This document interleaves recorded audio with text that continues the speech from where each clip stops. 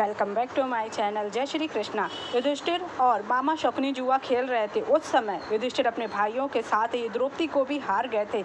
इसके बाद दुर्योधन के कहने पर दुशासन ने बड़ी सभा में द्रौपदी का चीरहरण करने लगा। तब द्रौपदी ने भगवान श्री कृष्ण को पुकारा और भगवान ने उसकी लाज बचाई। महाभारत युद्ध तय हो चुका था। पांडव और कौरव दोनों ही अपनी अपनी सेना बढ़ाने की तैयारी कर रहे थे। दोनों पक्ष श्री कृष्ण को अपनी ओर लेना चाहते थे। एक दिन दुर्योधन और अर्जुन एक ही समय पर श्री कृष्ण के पास पहुंच गए। दोनों ने श्री कृष्ण को अपने अपने पक्ष में आने के लिए कहा। उस समय श्री कृष्ण ने कहा कि एक तरफ मेरी नारायणी सेना और दूसरी तरफ मैं खुद, लेकिन मैं इस युद्ध में शस्त्र नहीं उठाऊंगा। अब आप दोनों तय कर लें आपको क्या चाहिए। श्री कृष्ण ने दुर्योधन को बातों में ऐसा उलझाया कि उसने नारायणी सेना मार ली। इसके बाद वह खुद अर्जुन के यानी पांडव पक्ष में हो गए। बाद में श्री कृष्ण ने बिना शस्त्र उठाए ही पांडवों को युद्ध जिता दिया।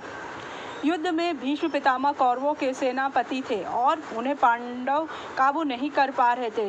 भीष्म लगातार पांडव सेना खत्म करते जा रहे थे। एक दिन युद्ध विराम के बाद रात में श्री कृष्ण पांडवों को लेकर भीष्म पितामह के पास पहुंचे और भीष्म से ही उन्हें पराजित करने का उपाय पूछा।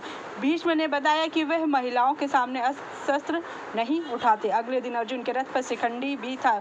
भीष्म को शिखंडी स्त्री मानते थे, इस वजह से उसे देखकर उन्होंने अपने धनुष बाण नीचे रख दिए। इसके बाद अर्जुन ने लगातार बाणों से भीष्म पर प्रहार किया और उनका शरीर छल्ली कर दिया। इस तरह श्री कृष्ण की योजना से अर्जुन ने भीष्म को पराजित किया। भीष्म के बाद द्रोणाचार्य पांडवों के लिए खतरा बन गए थे। तब भीष्म ने अश्वत्थामा नाम के हाथी को मार दिया और जोर जोर से चिल्लाना शुरू कर दिया कि भीम ने कि मैंने अश्वत्थामा को मार दिया। जब यह बात द्रोणाचार्य को मालूम हुई तो निराश हो गए और युधिष्ठिर के पास पूछने पहुंचे कि क्या भीम सही कह रहा है। युधिष्ठिर ने कहा हाँ, भीम ने अश्वत्थामा को मार दिया, लेकिन वह हाथी था। जब युधिष्ठिर बोलने वाले थे कि वह हाथी था, उसी समय भगवान श्री कृष्ण ने शंख बजा दिया, जिससे हाथी वाला शब्द द्रोणाचार्य सुन ना सके। उन्हें लगा अश्वत्थामा मारा गया है। इसके बाद उन्होंने भी धनुष बाण रख दिया। तब धृष्टद्युम्न ने उसका वध कर दिया। कर्ण के पास एक ऐसा दिव्यास्त्र जिसका तोड़ अर्जुन के पास भी नहीं था। कर्ण ने उस दिव्यास्त्र को अर्जुन के लिए संभाल कर रखा था। श्री कृष्ण जानते थे कि इस दिव्यास्त्र से अर्जुन की पराजय तय है। तब श्री कृष्ण ने युद्ध में भीम के पुत्र घटोत्कच को उतार दिया। घटोत्कच कौरव सेना पर टूट पड़ा, कोई भी उसका मुकाबला नहीं कर सकता था। उस समय मजबूरी में कर्ण को अपने दिव्यास्त्र से घटोत्कच का वध करना पड़ा। घटोत्कच के वध से कर्ण का दिव्यास्त्र खर्च हो चुका और खत्म ही हो गया। अर्जुन की पराजय का खतरा टल गया।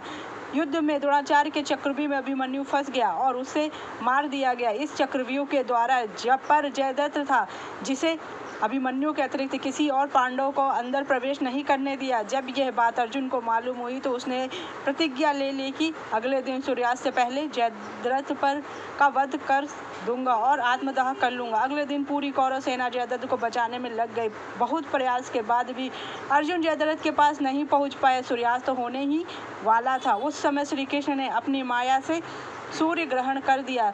सभी को लगा कि सूर्यास्त हो गया। यह देखकर जयद्रथ अपने आप ही अर्जुन के सामने आ गया, जिस कारण श्री कृष्ण के कहने पर उसका वध हो गया। अर्जुन ने किया। युद्ध के अंत में भीम और दुर्योधन का युद्ध हो रहा था। दुर्योधन का ऊपर का आधा शरीर गंधारी की दिव्य दृष्टि पड़ने से वज्र का बन चुका था। श्री कृष्ण की वजह से दुर्योधन का नीचे का शरीर समान ही रह गया। जब भीम दुर्योधन का गदा युद्ध हो रहा था, उस समय भगवान श्री कृष्ण ने भीम को जंघा पर प्रहार करने के लिए उकसाया, क्योंकि उन्होंने प्रतिज्ञा ली थी। जबकि गदा युद्ध में कमर के नीचे प्रहार नहीं, श्री कृष्ण के कहने पर भीम ने दुर्योधन की जंघा पर प्रहार किया, जिससे वह बहुत घायल हो गया और मारा गया, क्योंकि अपनी प्रतिज्ञा भीम को पूरी करनी थी। अर्जुन ने श्री कृष्ण और बलराम की बहन सुभद्रा का हरण किया, जिसमें बलराम अर्जुन पर बहुत गुस्सा हो गए थे, अर्जुन को मारना चाहते थे। उस समय श्री कृष्ण ने बलराम का गुस्सा शांत किया और अर्जुन को बचा लिया। भीम और दुर्योधन दुशासन वध किया। इस वजह से धृतराष्ट्र बहुत दुखी थी और भीम को मारना चाहते थे। इसके लिए भगवान श्री कृष्ण ने लोहे की जो मूर्ति थी उसको उसके सामने रख दिया, जिससे कि उनकी जान बच गई। इस तरह क्योंकि धृतराष्ट्र इतने गुस्से में थे कि उन्होंने लोहे की मूर्ति को गले लगाते ही अपने हाथों की ताकत से उसको चूर चूर कर दिया। श्री कृष्ण ने भीम को बचा लिया। इस तरह भगवान श्री कृष्ण ने हर जगह पांडवों की मदद की कि जितनी भी उनके खिलाफ योजनाएं की। जब दुर्वासा ऋषि उनके पास आए तो भगवान श्री कृष्ण स्वयं आ गए और एक अन्य का द्रौपदी का दाना स्वीकार कर लिया, जिससे कि सारे ऋषियों का पेट भर गया। इस तरह दुर्वासा के ऋषि के श्राप से भी उन्होंने उनकी रक्षा की। इस तरह भगवान श्री कृष्ण ने चीरहरण के समय द्रौपदी को बचाया और धृतराष्ट्र से भीम की रक्षा की। जानिए श्री कृष्ण